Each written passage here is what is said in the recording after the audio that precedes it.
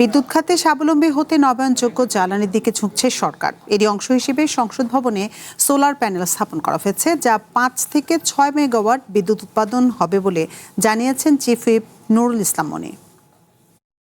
আজকে মাননীয় প্রধানমন্ত্রী এবং তিনি আরেকটা কথা বলেছেন যে পার্লামেন্ট হবে সকল সমস্যার সমাধানের কেন্দ্রবিন্দু। তাই সেই কেন্দ্রবিন্দু হিসেবে এটা জাতির প্রতীক এবং গণতন্ত্রের প্রতীক হিসেবে পার্লামেন্টকে আমরা বেছে নিয়েছি এবং পাইলট প্রজেক্ট আজকেই শুরু করেছি। সেটা মাননীয় প্রধানমন্ত্রী উদ্বোধন করেছেন। তা হলো রুফটপে ছাদে সোলার প্যানেল বসিয়ে বিদ্যুৎ তৈরি করা।